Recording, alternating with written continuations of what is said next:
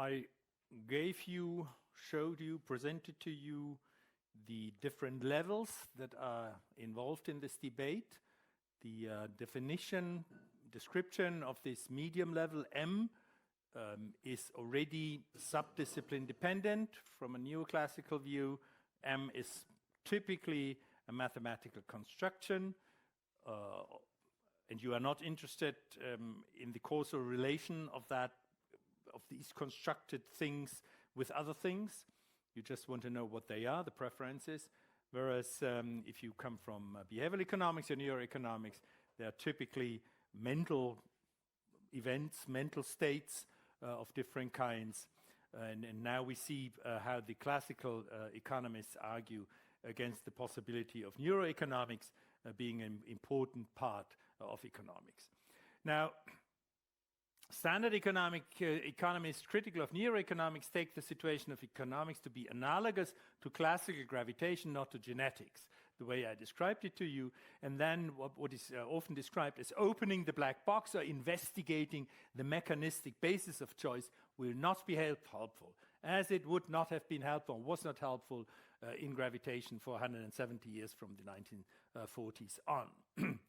And the question is now, what are the principal arguments? We cannot rely and say, look, we're doing just what is standard practice in other sciences, because sometimes in other sciences it's useful to open the black box, sometimes it's not. Therefore, we need the arguments for our particular case, and therefore let's look at the arguments against going down from level B to level N, how only to relate behavior to neuronal mechanisms and states and events.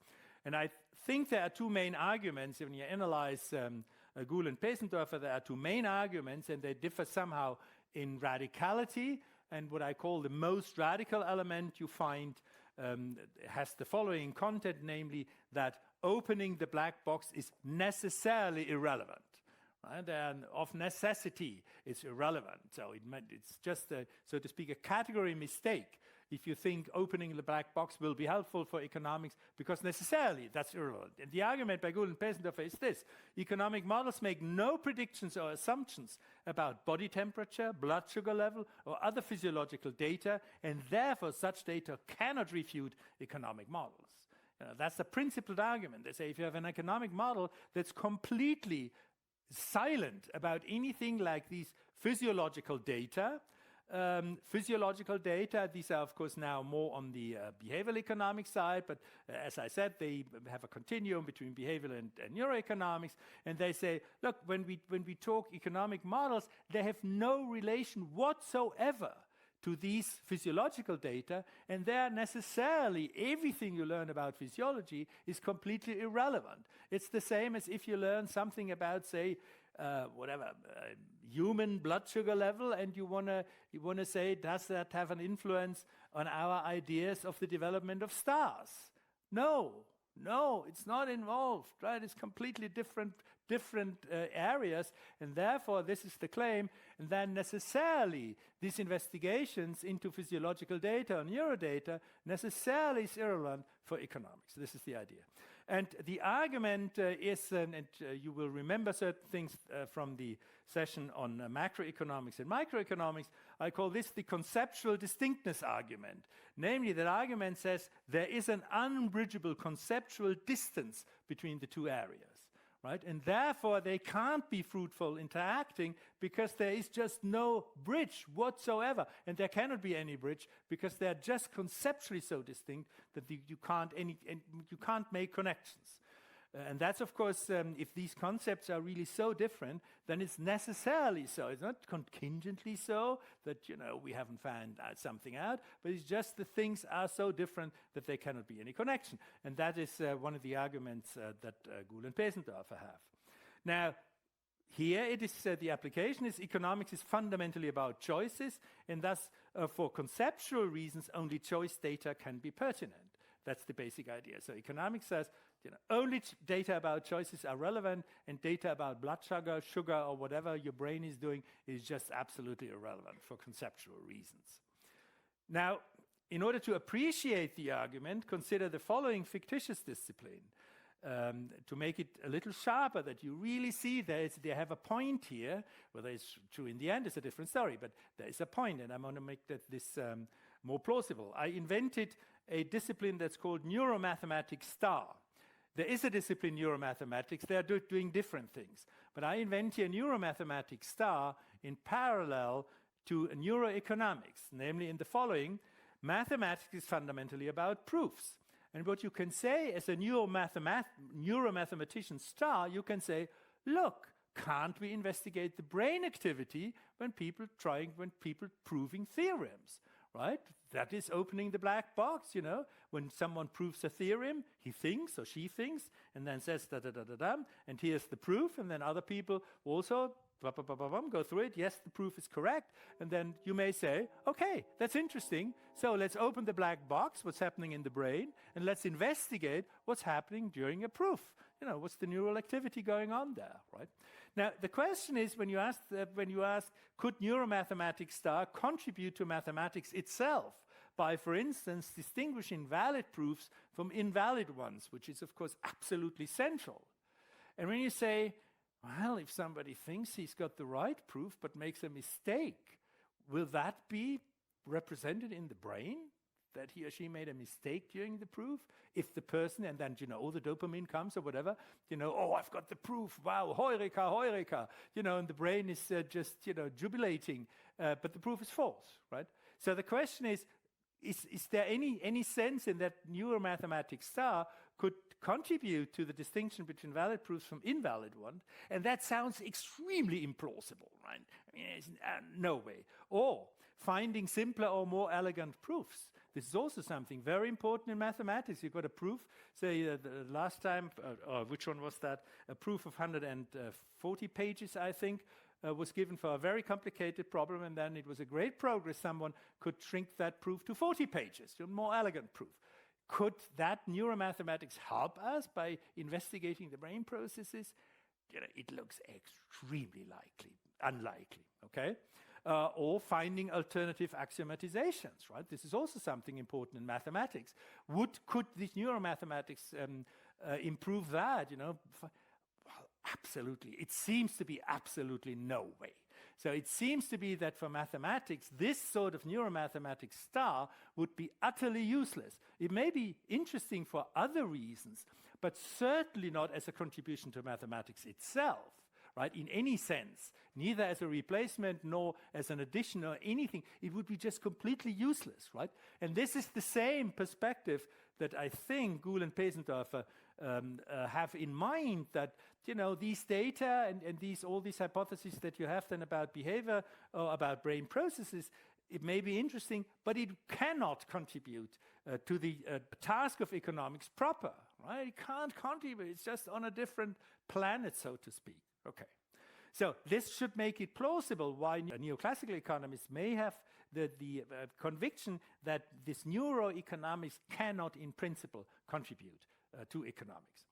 Now, it's very often that the conceptual distinctness arguments are in fact pseudo-arguments. They look fantastically plausible, but when you look closer, and if you look at larger time scales, then you see it's not that plausible, because they build on an intuitive appeal of the distinctness without considering the possibility of building a series of subsequent conceptual bridges between initially conceptually disparate areas. So this is just an experience from the history of science, that you have different areas, they look absolutely, completely conceptually distinct. You think there's absolutely no way to bridge that, and then what turns out, well, it's possible. And this is just in the reduction and emergence debate. There are many examples from the reduction and emergence debates in the history of science, and I gave you that example already. If you look at thermal phenomena versus mechanical phenomena, I mean, from what they feel, thermal phenomena, you know, coldness and heat, and this is so different from the bouncing of billiard balls, right? It seems to be there's no way, how could there be any connection? Well, the kinetic theory of heat just does that. It shows that heat, in the end, is a mechanical phenomenon. And it's completely unintuitive and completely, it seems to be completely distinct, but we should not be, that's rather due to the organization of our sensory apparatus, because our senses for motion, our motion detecting senses, mostly visual, is so different from our physiology of heat and coldness detection. Right? These are different physiological phenomena, and therefore it seems to us that these phenomena must, by their very nature, be utterly different.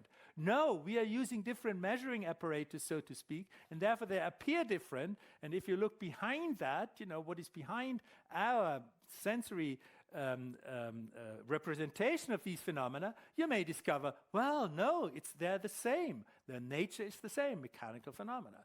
So this may happen, and it has happened very often in the history of science. So I am very, very, very, very reluctant accepting this argument, because so often it has been fallacious. You never know, right? It looks so, and you have no argument really, but I'm still saying, look, it was so often that people believed in that. For instance,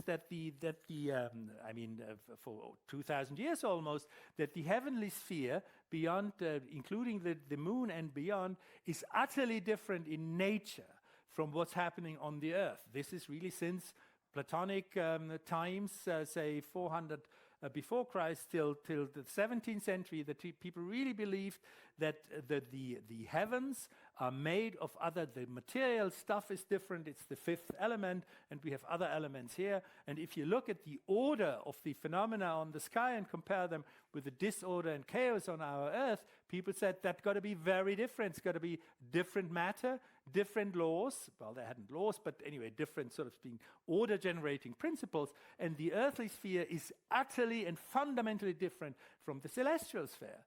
Well, as it turned out, that's not the case, right? It's just the same sort of matter, and it's the same physics. It's no difference. And it looked so different. And everyone was convinced, right, that this was so. So it's possibly misleading. So there may be areas then phenomenologically extremely different, but the difference is bridgeable. In that case, with heat and mechanics is kinetic theory of it. And therefore, the result is the most radical argument. It's much weaker than it appears. It appears to be an absolute bridge because you say conceptually it's not possible. I don't need empirical arguments, but this conceptual impression that you get may be misleading. Now here's an argument that's less radical. It's still a very strong argument, at least that's the claim, that opening the black box is possible, but contingently, for empirical reasons, it's irrelevant. It could in principle be relevant, but it happens in our world not to be relevant, right? That's the less radical argument against opening the black box.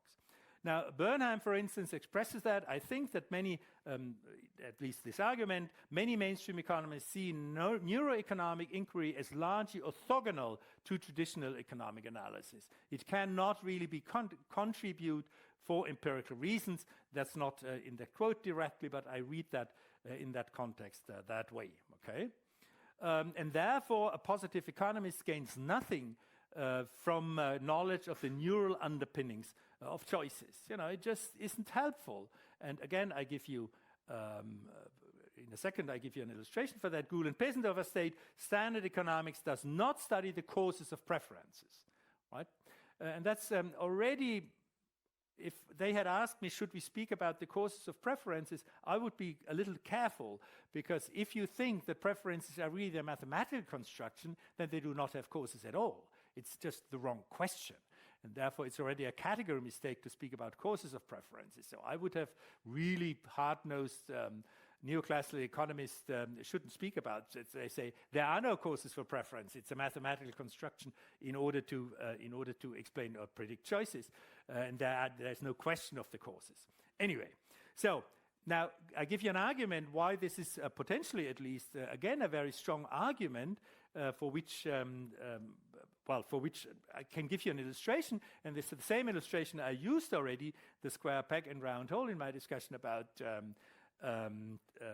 macroeconomics and microeconomics. That's the question: under which conditions does a square peg and a round hole go through the ear? And here, now you see again this wonderful, hopefully so, this wonderful, here it is, this wonderful arrow. I show you again. Here comes the arrow, it jumps took me quite some time to construct it. Anyway, so this is the situation, the going through condition. We discussed it already. It's a square root of 2 must be smaller than 2r. And then opening the black box would mean uncovering the molecular basis of the solidity of PEG and hole, right? Understanding why is the hole and why is the PEG solid, because that's, of course, fundamental for the mechanism for the not going through if it's too big. But the molecular realization of solidity is very different for wood, steel, glass, ceramics, etc., etc., etc., but irrelevant. You do not learn anything. And this is probably the picture that something like that is in the mind of neoclassical economists, to say, look, you may investigate that if you have fun, but it doesn't help.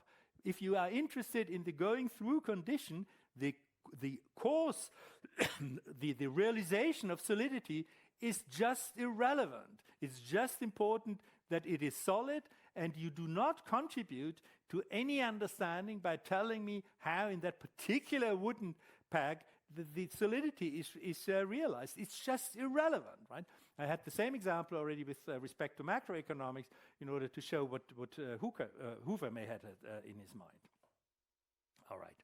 So this is the situation, and I think one can fully understand why neoclassical economists are very critical of that neuroeconomics approach, because they think it will be irrelevant, right?